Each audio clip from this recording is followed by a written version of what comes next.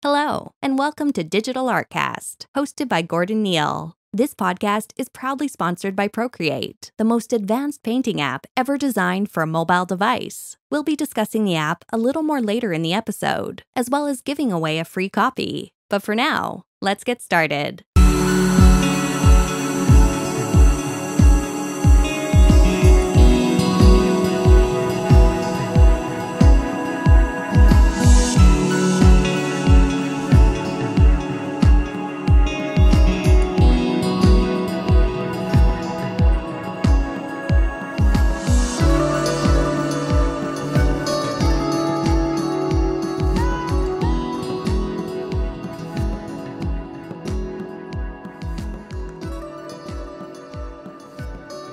Hey guys, welcome back to Digital Artcast.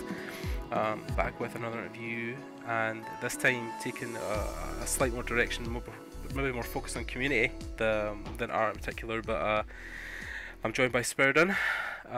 People who don't know him, shame on you. You should. Yeah, Spiridon and me have been talking on and off for. I'm trying to remember when the first time we spoke was. Was it last year sometime before industry workshops, or Yeah, it should have been like I think July or something. yeah. Yeah. So around about a year. And yeah, Spiridon and me have talked about coming on the podcast and talking about the projects he has upcoming, particularly the Firestarter magazine that has been kind of one of the centre focuses of the community, or the art community, the last year. But before all that, Spiridon, if people don't know you, again, shame on them, but can you tell us a little about who the fuck you are and why the fuck you're here? Yeah, you gotta answer yourself, man. Yeah, I know. Well, to get the bullshit out of the way, your name has come up in the community several times before I even started talking to you. And obviously this last year we've bumped into each other a few times, and when I talk to people about you, they always talk about how you are such a big part of the community, almost like it's heart and soul, and you keep pushing community focus through in everything you make, which is including like the magazine and the stuff you've worked on, like with the art books you make with people, and the projects you do with them. So yeah, give us a little background into who Spiridon is. Well, I guess you pretty much covered it right now. You basically Interview just over. you basically just said everything that's happening right now. It was Yeah. in general, all that I can start with is that I come from a graphic design background. I do this if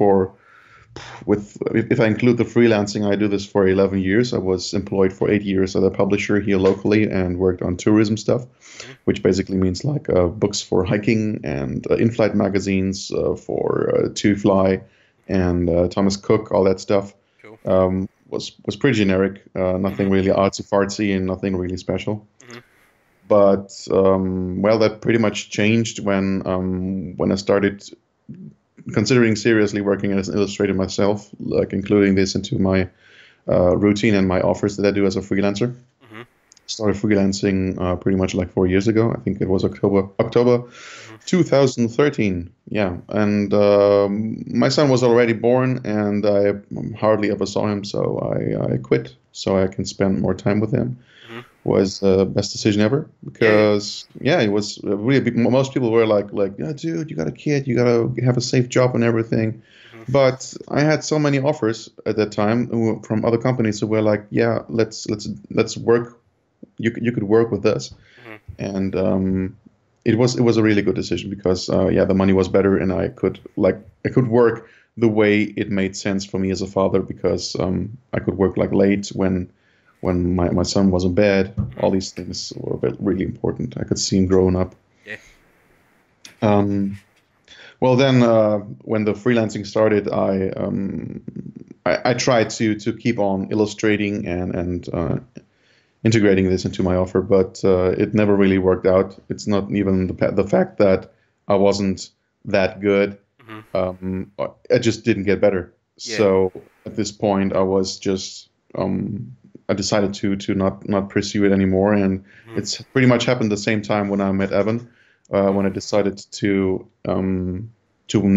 like nag him constantly when he did his 366 sketch and story thing, which he later then turned into Tyne, his book project. Yep. And yeah, I mean, generally from there, everything went along in the direction to do more art books. And other people approached me at that point, wanted to work with me. And it was not only that, I saw that it was a huge potential in all these upcoming events that were happening. And many people were like, dude, is there a list? Is there a list? And all that stuff. And from that thought, I just started making this magazine, which was like a little booklet in the beginning, but turned out to be, quite, I mean, something that people really liked. It was at the IFCC last year, 2017, when the first booklet was out. Was A4 sized, had 80 pages, and were overall just like a small overview included with like a program for the event. Yeah. But from there, it went like... with its 400 copies, it went for the next edition. It was already like 1,500 copies, 160 pages, A4 sized with a huge unfoldable cover by Pablo Carbio. Yeah. And it was just amazing because it was so well received. And the next step was actually to do this away from a specific event and provide this to all the events. Yeah, that's pretty much where I am right now. Cool. A brief history. You've done a good job of summing up a year and a half's worth of work in about 10 minutes. So that was I think it wasn't even a year and a half. I mean, Firestarter started in June last year, right? Yeah. When you consider. So I think with the art book, maybe a little bit more. Yeah. But But you were planning this before. I mean, you had an idea of putting something together before IFCC, right? You were kind of... It was fucking. I mean, I was really fast. I was just like popping it together. There were many ideas and everything, but until I had like actually people say, "Yeah, let's do it that way," and we can provide content and do all this and that. I mean, that took a while. And so what was the conscious decision of the magazine when it went forward? Because obviously, you were just looking to make a 2-page list that listed all the events. You wanted to include interviews, you wanted to put artwork in there, advertisements. Was it just your knowledge of working in graphic design previously that informed that, or did people come to you with ideas, or you had an idea of what you wanted to include in it? Or yeah, I mean, the idea in the beginning was quite solid, but of course it changed along the way, because these things just happen. I mean, there are so many motivational memes online, and they include so much information about how to approach certain projects and how to approach life. Yeah. And you can pick the few that actually make sense really fast, because all of them tell you to keep moving, and you change things along while you move. Yeah. And this is what I did with the Mac. I mean, it started just as a part program thing and an event list, so like everybody puts their head together, and from there I was like, I mean, when I have more pages and I can offer more stuff, like some wisdom of the speakers that actually are there, and make like something like an archive for their knowledge, which is not gone whenever the event is over, then I actually help the community a little bit better with that. I mean, more pages and also more content, which can also be combined, of course, with branding, or especially with advertising, which funds the magazine and makes it available for free for everybody. Yeah, and that was a conscious decision from the start, like to make it free? Yes. Yeah, okay. And it should not only be free in download, but also in print. Yeah. But I would be happy to have at some point as many sponsors that are dedicated enough to contribute to the community, that there would be enough left to actually pay people and myself for doing all that work. Yeah. So that is the goal of it. Yeah, totally. I think it's I mean, from my understanding, I'm very new to the industry, but I think with my limited knowledge I've had from going to events and speaking to people, I think the reason that people want to do this for free and wouldn't take money is because, like, everybody shares the vision. Like, I mean, people know that the book is going out as part of a learning facility for younger artists and people in the community. And it's like, you know, when people go to do speakers places, events, you know, apart from obviously the obvious stuff like travel and accommodation, people wouldn't take Yeah. money to talk at events. You know, like even, you know, stupid stuff when you think about motivational speakers, they take, you know, crazy money sometimes to go and speak at events to motivate people. But people in their industry do this all the time for free because they just want to inspire and that's it. They're not looking for a paycheck. You know, they just want to give back to a community that's been so good to them. And I think that's why, like you said, you know, you would want to give money to people, but they wouldn't take it because you want to create something that's informative, educational, and, you know, brings the community closer together. And people don't see that as a something they want to profit from. But yeah, it's a really complex issue, I think, yeah, for trying to organise something like this without taking or getting finance involved. I'm assuming, Yeah, yeah, it's not only the finances and everything. It's also like a certain morale because at one point you will always be like nobody should work for free, yeah, and at the other point you're like if I can't do this with people doing this for free, I can't do it at all. yeah, Everybody at some point in the industry and everybody who has made it will be like, yeah, at some point I did some free stuff and there actually came jobs from it because exposure is a thing. yeah, But I think the people that I'm working with mostly don't really need the exposure, so yeah, they don't really have to do it. But eventually, yeah, I don't know how to put it. It's a complex matter. We should always just do whatever makes us happy. yeah, And since I get asked also to help and to contribute to things like some advice for Kickstarters or for print or forever whatever other like community project is up, and I'm always happy to help. And I just assume that there are people out there who do the same way.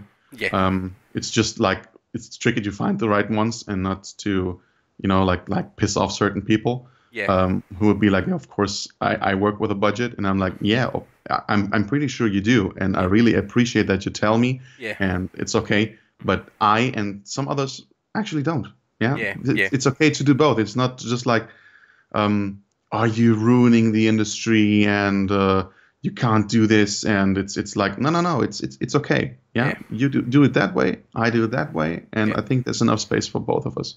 Yeah, definitely. Because the work you're doing with the art books could be considered, obviously, you would need money for that because then you're drawing on your design skills, your background, your time for making the stuff. But I think Firestarter is almost, although obviously, like you said, you'd love to do it as a job, but it is almost like a passion project at this point. It's kind of like when people talk about having personal work, this is kind of like your personal thing, like the thing you've done to fuel your passion.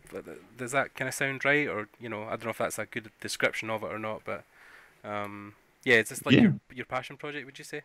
Yeah, absolutely. I would say it's like pretty much my heart's blood because it's you know how everybody of you artists is like saying, yeah, I have an IP and I'm gonna pitch it, I'm gonna be doing this and that. Yeah. This is pretty much my IP. Right. This is what I want to do. This is what I hope to achieve at some point, to be successful with this magazine Yeah. and build a community around it and for the entire community. And especially not like making it something special, but just like a hub where people come together, and from there they can go everywhere else. Yeah. Like for example, your podcast or other people's podcasts, or there are video reviews, for example, which Isis Susa is doing for art books. Yeah. Yeah, and other stuff. And all these people, I could be like, yeah, well, I have this platform, and it's not Facebook, it's not going under in some black hole, but actually people can come here and put their heads together and work on something bigger, and Yeah. from there they can go to your own side, you know, Yeah. like in a way which Facebook was meant to be. Yeah, not like it is right now with paid Yeah. content and all that stuff. It's no. You contribute to something bigger, and from there, it might be that your smaller thing becomes big as well. Yeah. This is something that I'm trying. Yeah. Yeah, and I think that's the pitfall of even Facebook or a lot of websites, is that you bring sponsorship in to pay the bills or to help fund your passion or your project, but then it's trying to also make sure that those sponsors aren't then directing the direction of the boat, you know, like taking the wheel and saying, well, we would love if you went more this direction or more this direction, and yeah, that'll probably be because obviously your magazine deals with some huge sponsors. I mean, people like Adobe and stuff, and you know, you've got to make sure that that you still have the creative helm, the wheel of the ship. But again, I think because those industries or those sponsors are more community and creatively based, then I can't see them interjecting too much in what you want to do with the magazine. I take it they were quite happy for you to have your own vision of what you want to do. I'd be happy, by the way, to work with Adobe. At this point, it's not so far, and not yet. But Wacom has been a sponsor like from the first hour, which I'm very grateful for. Oh, yeah, totally. But the thing that I mean, some things are not like easily replied because there are so many aspects to it. I mean, I think when Wacom came on board to help you with the magazine, they weren't kind of like from day one telling you like the content you had to include or what you had to make the page. Yeah, like, you know, they were happy just for you to get involved, basically. The entire structure itself, it was quite okay at that time anyway. Yeah. So what I told Jens and Jeroen was that I'm doing this and that, and they were like, yeah, sounds great. Well, if you do something like that and a little bit more of that, then I could see us work together. So it's not like telling me what to do, but it's more like finding some common ground. Oh, totally. And, yeah. And the best part of it is that I mean, you have other magazines out there, and they work quite well, and they need to sell their copies, which actually I don't. Yeah. And this gives me the freedom to, at some point, also say, well, your advert doesn't really add any value for my readers. Yeah. So if you like sell toilets or something, there's no space. There's no space for you in the magazine. But if you actually like produce paper for sketchbooks, for example, or if you have a certain software, or if you're an organization yourself or a studio, whatever, you can be represented in it, and people will actually value those pages and see also that you kind of contribute to a community project, which is also like a very nice thing to see. Like people care also. It doesn't matter if they're companies or just like people or persons. Yeah. Even a big company can care actually for where everything is going. And I'm actually managed with my magazine to prove that. Yeah. I was going to say, even with the last issue, which would be number 3, which is available through your website as well. You actually did. I'm hoping this is right, but you worked with Axis Studios, right, in Glasgow? Yeah, I did, and I still do. Cool. Yeah, no, it was a thing even just from my personal observation, because, you know, I picked up the magazine. I didn't get a chance to really look at it at the event, but as I was coming back, I was you know, going through it, and yeah, I noticed that Axis were involved. How did that kind of come about? Have you worked with the studio before, or did you know before that you were going to do stuff with them, or? The beautiful thing about this is like this happened the way things should happen. You know, like the way that I like to help myself when to help people. I mean, you get it. So when I was at THU, there was Jort van Belbergen. Yep. And he basically just grabbed my arm and was pulling me over to John and Adele. Great. And they were sitting there, and they were like, yeah, this looks pretty cool. We would like to work with you. And from this, it happened. Just like that. Yeah, I mean, exactly. That's really how you want everything to work, eh? And again, we can talk about this later, but you know, with these types of events, that's the power of them, right? You can have these conversations, and then straight away you're either working for somebody or working with somebody. That's the whole point. Yeah, 100%. And it was a point I was watching on a video where there was I can't remember specifically the artist, but they were doing feedback sessions in THU out in the grass. And one of the guys had talked about how people approach THU now as more of holiday retreat. That was Jeremy Mann. That was very often clicked video on YouTube. Yeah. And Carl Ortiz, I think, as well, was there as well doing something. This is not a holiday. Yeah, pretty much. Yeah.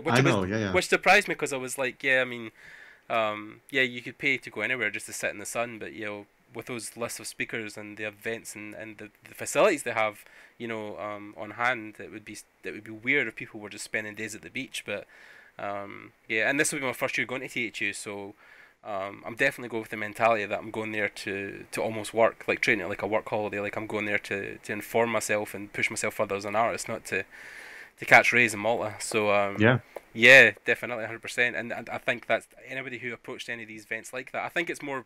I was only thinking that THU might have approached it that way because of the location they were based in, where there was a better climate, as opposed to events in more central parts of Europe and London, where the weather isn't as great and you've not maybe got the opportunity. And then also maybe that THU also runs for 6-7 nights, right? It's like almost a week in the event, so.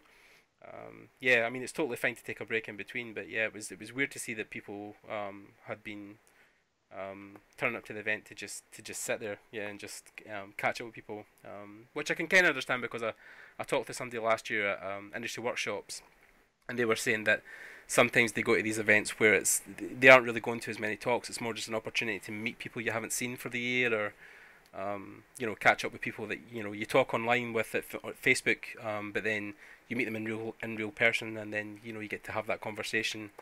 I mean, what's your approach to a lot of these events? Do you find that you see these things as definitely 100% networking or work, or do you think there's a space in between for socializing? I mean, there's got to be, right? So I mean, I probably already know your answer. My view on it is not like it's not that important because I'm not an artist. It of course, it really matters. It really matters because so if you have Jerry Munn saying this is not a holiday, for example, then he's 100% right. This is not a holiday. You paid for it. You have to get most of it.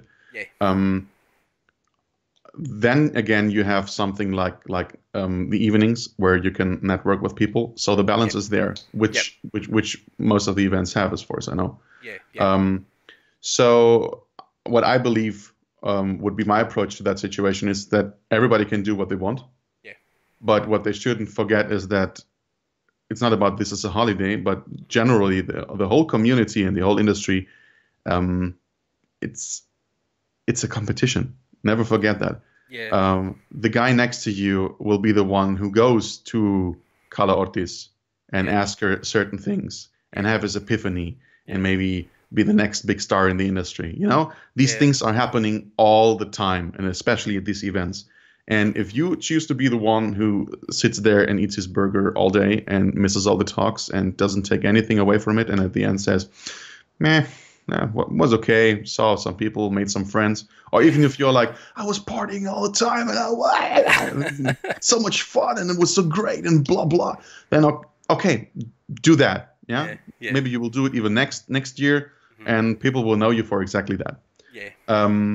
But maybe you decide to have it a little bit more balanced, like it is thought, because I wouldn't tell anyone to work for an entire week without any pause, especially not with so many people around you. Of course, you have to mingle. Of course, you have to talk to people. Of course, you have to take the best out of it.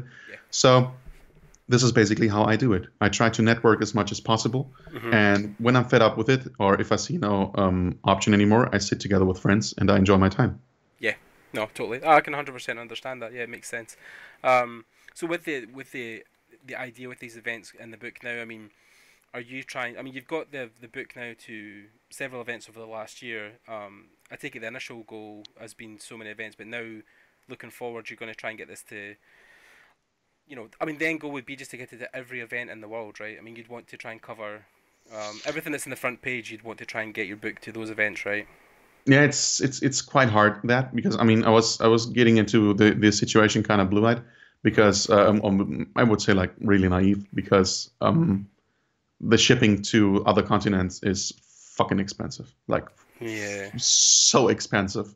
I worked so far with other products which were much cheaper to ship, of course, but didn't count in like 100. The current one is 186 pages.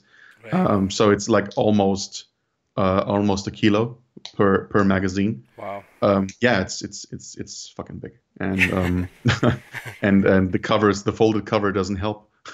So shipping like I don't know, like 1,000 magazines, for example, over to Mexico cost me 2,700 euros. Wow. Which is something that I can absolutely not cover. So at this point, the magazine stays in Europe.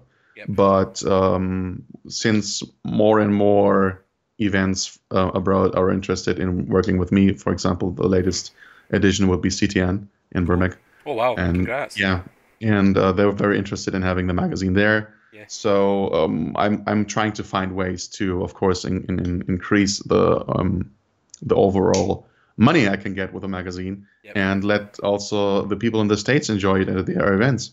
Yeah. But yeah, it's hard. Yeah. It goes like into a lot of specifics and technical things, and so Yeah. I don't know what else to add at this point in such a conversation. But I'm doing my best. This is what I can promise.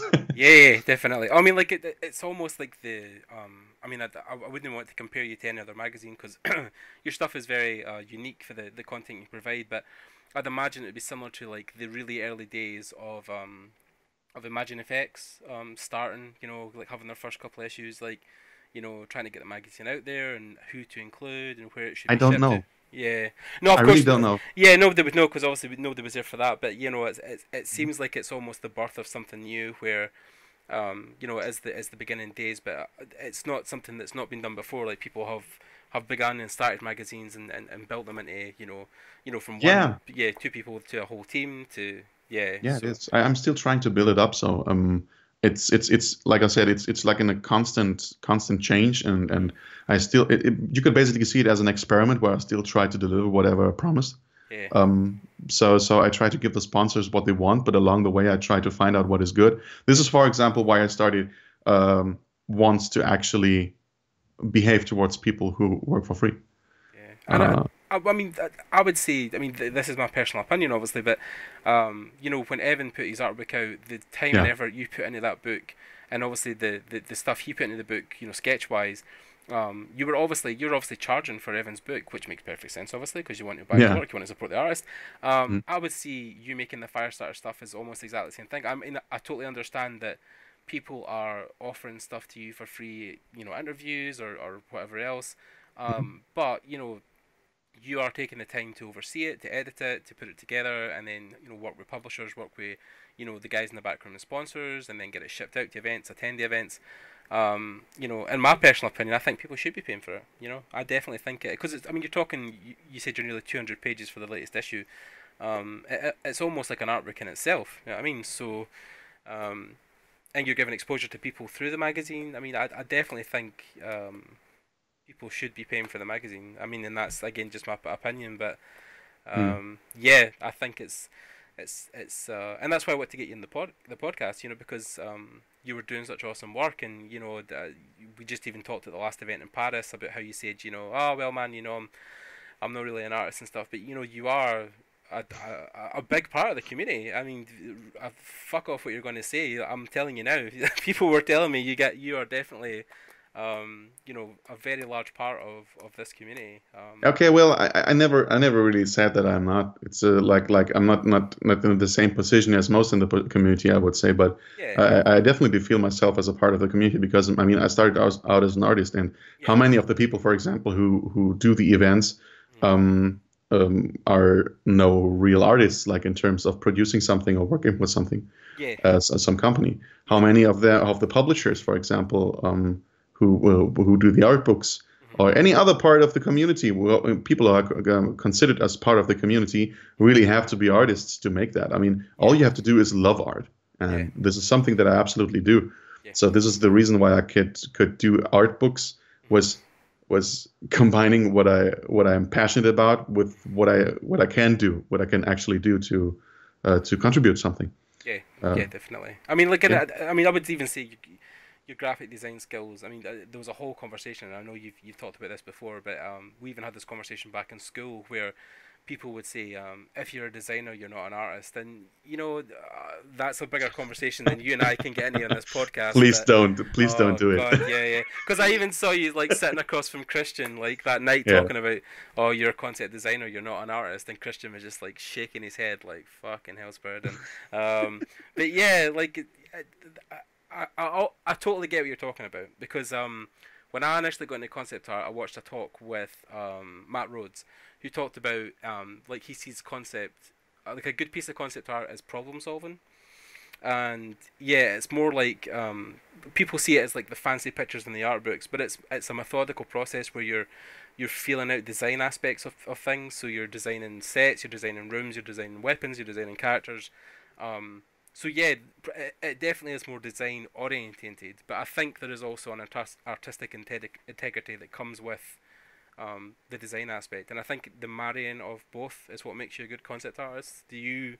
And I mean, you could talk at length, obviously, but just in general, I mean, what is I'm trying. I'm always trying to stay out of the conversation because last time I got into this conversation, I was in Berlin, and Adam Paquette was there, right. and he was. I mean, he's such a clever guy. He had many more words for the issue that I could ever have, and he explained everything. And I don't even know. I don't think I kept everything of it. Yeah. But speaking of my experience about the matter.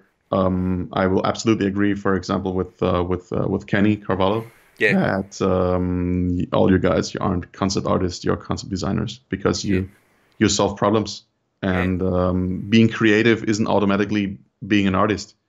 So I don't consider myself an artist at all. I consider myself a problem solver. Of course, most of the problems are my own, but I still try to solve them and get to a point where I'm like, I don't know. I sat down, I solved this problem. I thought about something. I thought about a certain approach, and I didn't just pour everything out of my heart and made this something personal.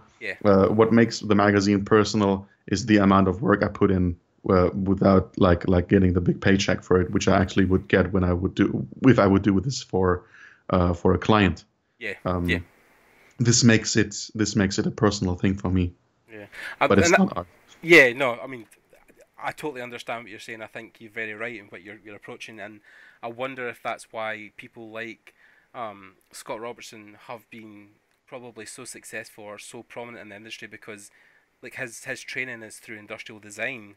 So you know, like he's came into the world of concept through the design eyes rather than the art eyes. And I wonder if that's why that has maybe been a more success story for him, and maybe why sometimes artists in the industry struggle or find hard to get into the positions they do, because they're probably approaching it more artistically than design based. Do you think that's right? Or yes. In general, I could say yes. I would also add that I find it quite interesting that so many artists come from a design background, but basically just neglect everything they learn. Because now in Paris, when I was there, and there was this table with Sama and the other guys that were sitting there, and it started as a discussion with me looking at their business cards and telling them what they could improve. And there was this situation where I tried to explain something with a like a metaphor. Is it a metaphor? I don't know. So I basically told them, if you have a cover of a magazine, and this magazine has like the top-notch illustration on it, like really awesome illustration, you're like, wow, holy shit, what's that? Like, for example, take the one that Gilles made for my magazine. Okay.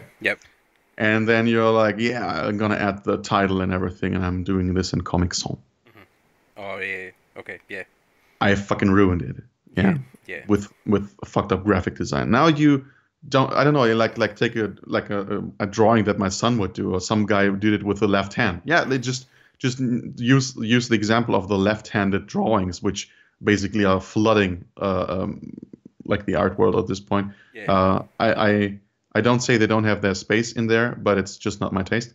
So you just take like one of these line arts that are like totally crumpled and everything, but you just add like really good typography. You know, like imagine the best that you can see it somewhere, and you're like, holy, this is amazing. And suddenly it becomes good design.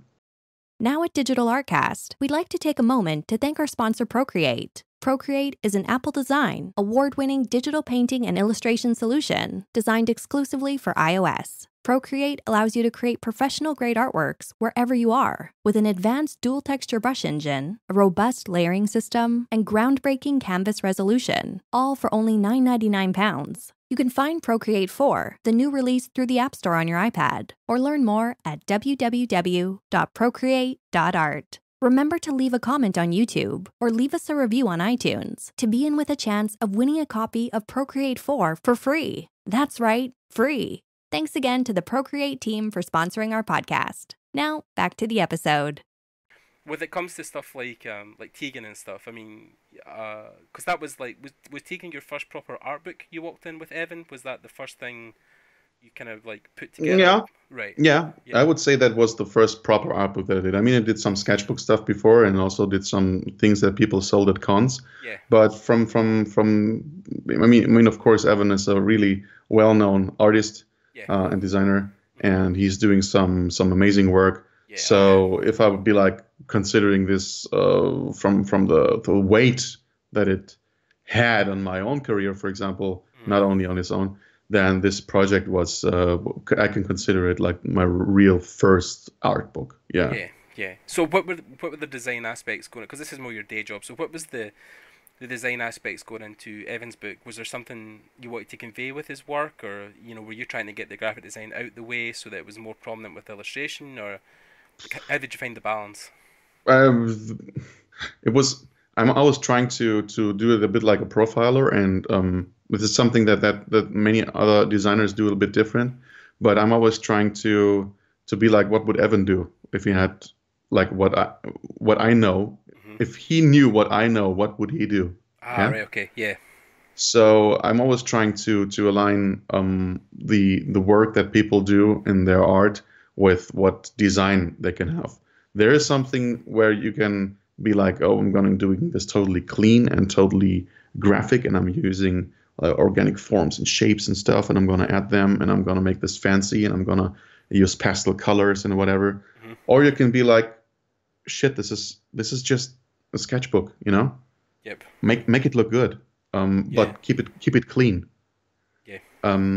This is a fantasy book, so I will use a typography that actually works with it. Yeah. I will add some small things like the leaf as the dot on the eye of the letter, which is the leaf of a birch, or I will use the spear of that girl and implement it into her name in the headline. I will. So either you put much effort and time into creating something which you will be respected from your colleagues or whatever, or you actually be like, I'm gonna put some more time into all these fancy details and let just the art speak for itself, which was the right decision with Tyne, because Tyne was something that Evan like constantly tried to remind me of, and it's at some points I actually listen to him. It is a sketchbook. Don't get mad about anything. Don't make this like I wanted to do like really crazy stuff with it. And he was always like, dude, this is a sketchbook. Keep it simple. Yeah. And this is what I did. If I like I told you, if he was in my head, what would he direct? What would he do? Yeah, totally. And then how long did you have to work on the actual book from kind of the time Evan approached you till it being published? It's hard to tell because the book itself started as one book, not as three. We had 366 stories and images. So obviously it had in the end like over 700 pages. This was a book which I wasn't sure how to sell it. It was something where I wasn't sure how it would stay together depending on how we produce it, which materials I could use. I was diving at that point very much into materials, how to make something very special. I know that Brand also talked about it. We had our own little conversation in Paris, which helped me a lot and absolutely like showed me that in some things where I worked on art books that I'm on the right way. So it made absolute sense to do something that a collector wants to have. So in the end, it resulted in splitting the book, making 3 volumes of it. Makes it easier to sell, easier for many other reasons, also to not your fingers are breaking off because you are trying to hold a book that at this point had more than 3.5 kilos. Oh wow. Yeah. I mean, and that's the thing as well with a lot of these bigger books. I mean, I even recently got the The Art of Overwatch from Blizzard. Yeah, and it's huge thing. Yeah, it's I think it's about 400 pages, and you kind of have to have a table in front of you to read it, because you need to lift that weight onto something to flick through it, because it's a heavy ass book. But then even something simple like the other one I got recently, which was The Art of Dishonored, which is only about 120 pages, but it's super simple design. There's enough in it to get the general gist of what has been going on in the project, and it doesn't break your arm lifting it. So yeah, I can totally see why you would want to. Yeah, and I think there's a collection aspect as well, because art books are a whole thing where people want to have a good collection of them. So getting different or multiple volumes works quite well. It's similar to stuff like Spectrum, which has been published. There's so much art. They break it into volumes that come out every so often, and then there's a collection that builds from there. And then it was the same with because you also worked with Eliza on her book last year. Eliza Ivanova. Oh, no, I didn't work with her. Oh, okay, right, okay. Yeah, I just can remember because you connected us for the podcast. Yeah, she did some guest art for Tyne, which was the reason why we kept talking, and I gave her some feedback concerning Kickstarters and stuff. So no, it was basically just some help, right. But I didn't actually work with her. Yeah. So I mean, this is so have you done other books past Evan's one? Is there stuff that you're currently working? I mean, I don't know how much you could talk about, obviously, if you're in talks with people or working, but I'm assuming there is stuff coming that you're still doing books as a kind of day job. You're still working with people on projects. Yeah, I mean, my client jobs mostly are for agencies, so it's I mean, like local agencies or those in here in Germany, which is like flyers and logo design and the classics of graphic design, actually. Yeah. But when it comes to books, I also still work for my old publisher, because this is basically something that I'm doing like with my eyes closed. It's just certain patterns that are repetitive and pay the bills. Yeah. And but the things that like these art books, of course, there are some art books like in the making. Mm-hmm. And like the last, which is like really official, is the one of Faraz Shanyar, which is very much fun to work on. Mm-hmm. And also I'm very interested in how it will turn out, because of course the book is only finished when the artist has approved it. But besides that, of course, I'm working with some other people, but I wouldn't go into detail, because if I learned something, then it is that you first gotta sign some contract before you make things official. Yeah, I could imagine. And then again, apart from obviously Firestarter, that's something I think you would want to approach in the future, right? You would want to maybe, like Brent, I suppose, is doing now, is that you'd want the art book part to become more prominent in your life. You'd want to be doing, multiple or 2 or 3 a year, like putting out, projects, or working obviously with people like ArtStation, or other kind of bigger names, right? That's the end goal. Is that what you think you would want to do moving forward? I never really plan on getting as big as most of these guys out there publishing. Right. Yeah. I'm not John Flaskis. I'm not ArtStation. I really have no drive to do that in any way. Right. I'm considering myself more like the little organic shop in your town. Right. Okay. Yeah. you have something nice to work on. I will 100% dedicate in working with it. Yep. And in the end, I will have a great book, which I'm proud of, and people might like, and most importantly, the artists will like. Yeah. And I can say I did my best, but I will never produce something like where I'm like, gotta do 10 books a year and wow, like no, this will never happen. I do this because I like to do it. Yeah, totally. But then again, I think opportunity meets as preparedness, really. So I mean, if something comes along where you got to work on like a massive project, I mean, you would probably be interested, right? You'd want to, so if you got handed an opportunity to work with a big publisher or a big client, that's something you'd want to do. I mean, I already do that. Yeah. Oh, yeah. Totally. Yeah. 100%. No, I already do that. Not only with Evan or whatever, but there's a big thing coming. Mm-hmm. But I wouldn't be like, I'm gonna take this and that and that and that and this job too. Yeah. So to I don't like kill myself by working. Yeah, totally. Yeah. But it's like one at a time, Mm-hmm. concentrating on it, getting it done, and then it's the next one.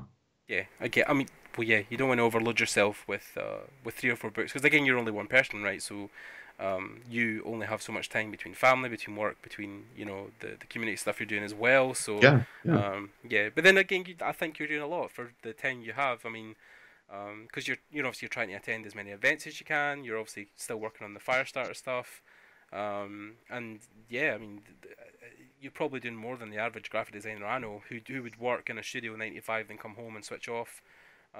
And yeah, like there's still stuff that's, even though you finish your day job, like you said, the stuff that pays the bills, there's stuff still going on in the background that's still ongoing, like the art books, like the community stuff, like the Firestarter. And then obviously you guys have a website now, and you've organised stuff like Patreon and Gumroad, and then you're probably at different other events and advertising, and so yeah, like it's always weird. I think no matter how much you do, you always feel like you can do more.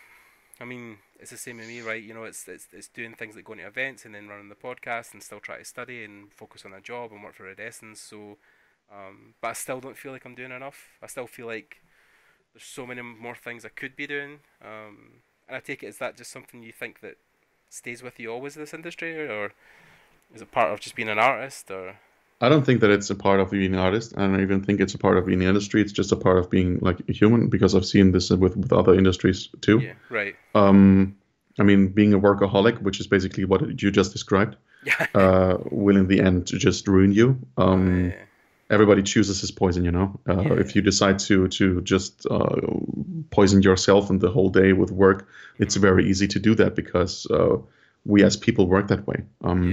I was like shortly before that too, and I forgot why I started being a freelancer, which was because I wanted to spend more time with my family. But then you can't have everything at the same time. Either you dedicate yourself to a project and you just pull it through, and be like, at some point it will be different, or you actually don't realize that, and you will always just tell that yourself, like, it will be different, one day, just one more time, and then only just this one project, and then I will be fine. And it never really changes anything.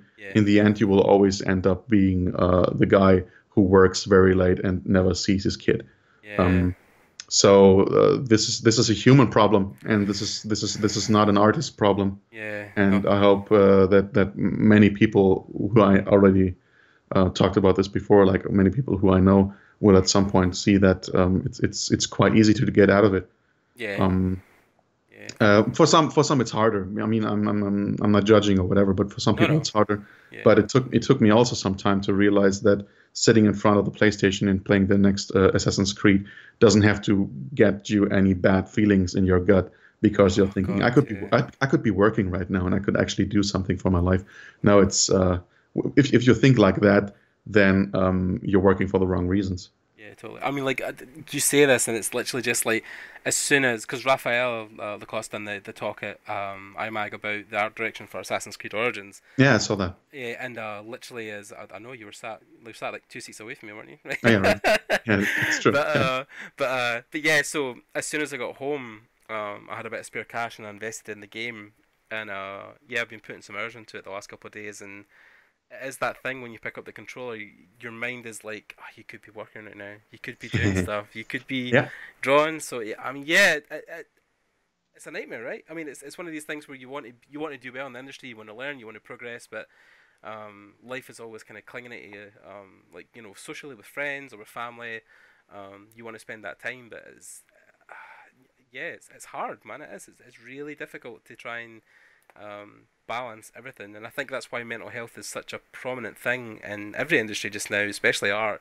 I mean, last year at industry workshops, there was a whole panel where people were talking about, approaching mental health and talking about it more openly, and people really should be looking after themselves. And you see it with more artists talking about, going freelance, or walking away from studios because they want to spend more time doing X, Y, Z. I mean, I know one of the first interviews I'd done was Titus Lunter, and met him at industry workshops 2 years ago, and Titus at the time had walked away from working at Ubisoft in the division and had went freelance, and he talked about how he just didn't enjoy the studio environment. And yeah, I think that's why so many people go freelance now, is because obviously you get to be your own boss, but pick your own projects, schedule your time, where you feel it's necessary for you. And yeah, I can totally understand why concept artists want to be freelance, and I think it's probably one of the royalties that freelancers, especially concept artists, get to enjoy, because there's several other disciplines within the gaming industry that can't be done remotely. So some 3D art or programming. So there's a luxury, I suppose, there that we get to be able to work remotely. Like, you can be away from the project, and it's the same with you, right? That's the whole reason that you went to do freelance, because you want to be in control of your schedule. And is that something you've seen? Because obviously you've been in the industry or within the community longer. Have you felt that there is a shift towards freelance, or you've seen people want to walk away from more studio work into doing their own thing? I actually don't really know, because Right. it's hard to generalize that aspect. I think there were always people who wanted to go freelance, and I think there are always like seasons along a year where people are like, I don't want this anymore. I need to change stuff, because I know when it gets spring and you're stuck like in your office or whatever, Yeah. and you're like, I could be at home and like working late or like enjoying the day. Yeah. These things happen like along the day. I don't know if this is a general thing. Yeah. I think many relied on stuff like Patreon to be Right. something that allows them to do whatever they want. Right. But without actual discipline, you can do whatever you want, and you will never get anywhere. No, totally. Yeah. Because So we had that conversation. Yeah, I was going to say, we yeah. had that conversation anyway about a particularly really famous Patreon artist who earns a lot of money for doing what they Oh, do. you mean Sakami-chan or what? Yeah. I wasn't sure if you wanted to name by name, but yeah, like, Whatever. I mean, yeah. everybody knows who you're talking about. Whatever. Yeah. But yeah, we were talking about the fact that the money intake was very dramatically large, and I think Jan was saying, it almost pains him, because so many artists want that, right? They want the ability to be able to make art Yeah. away from the studio, to have a good aspect of money, to make a good living for themselves, for their family. But then it's difficult, because once somebody does it really successfully, then the people at the back don't get the exposure, right, of the new thing, because it's already been done. So you have to try and find a way to reinvent the wheel, almost, to be seen in the Patreon space. Or not. Or you just sell yourself and do whatever you want. Yeah, totally. Yeah. In terms of be like, yeah, I want to be rich and successful. Okay, then I'm gonna work with other people's stuff, and I don't know, like make them look better or different, or gonna merge them with something or whatever. Yeah. It's not always about being creative in a sense. I mean, people listen to music that has samples in it, right? Right. Yeah. There was this interesting interview that do you know Craig David, this musician? He had Yeah, this really funny beard, the British guy. and he did a song together with Sting, which was based on his own song, and it was basically just sampled together, and Sting added some lyrics. Right.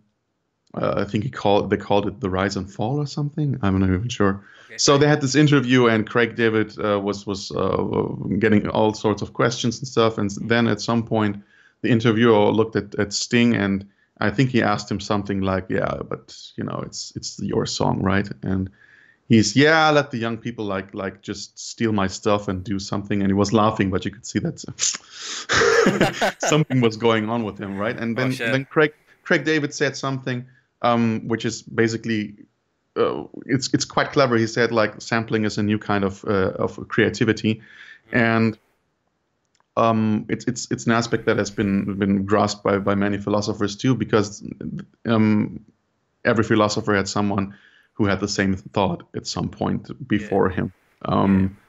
There's always some guy who your theories are based on, Right. and I think with every creative job, it's pretty much the same. Yeah. It's hard to do something really new. In the end, it's very important to just do what you love for whatever reason. If you don't care what other people think about you, there's nothing you can do about it, or they can do about it, which is more important. Yeah. So you just do your thing, and if it's really important to you what other people think, And if you want to do something with everybody together and have something like your moral backbone is like really strong, and you really want to do something that everybody helps, then eventually it will be seen and you will be treated the same way. But I think it's really hard to just pinpoint in some direction, be like, yeah, you got to do it like this or you got to do it like that. Yeah. I mean, totally. I agree with everything you're just saying there. Yeah, yeah. It pretty much sums up the whole topic we were talking about in Paris. Yeah. So yeah. So even just moving on quickly towards the end with Firestarter. Is there anything particularly you want to kind of push just now, or anything that Firestarter's getting involved in, or like obviously you guys have a website which is it's firestartermagazine.com.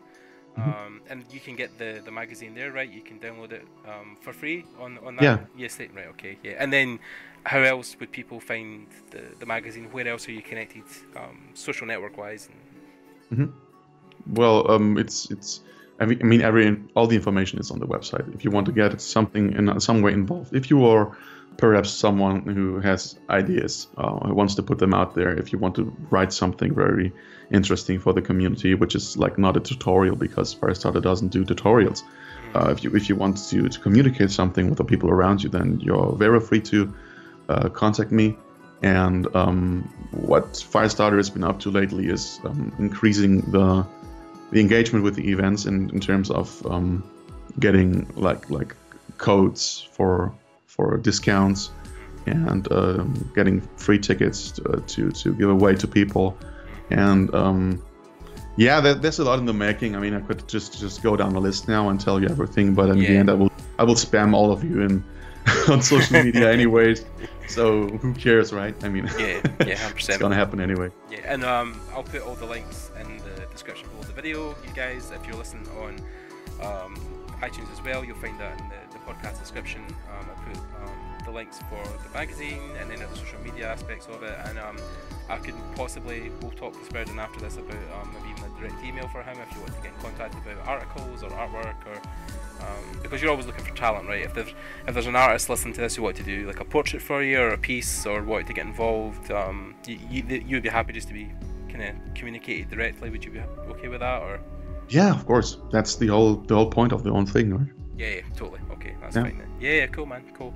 Well, yeah, just to wrap it up, just to say thanks for Spiridon coming on and taking his time to speak to us. It was really Thanks for having me. Yeah, more than welcome, man. If you guys want to get in contact with Spiridon, I'll leave his contact details below. Also check out the website. Again, that was firestartermagazine.com. Firestarter can be found obviously through different social medias and the website. So guys, get involved. It's a great magazine with great talks from artists and industry kind of comings and goings. If you guys want to get involved in the podcast as well, you can speak to me directly. And as always, this episode is sponsored by Procreate. I'll leave an ad read at the end, and if you guys comment on the video, you can also win a free copy of Procreate, and more things to come from them soon. Thanks again, Spiridon. Thanks again to the audience, and we'll see you guys later. Bye.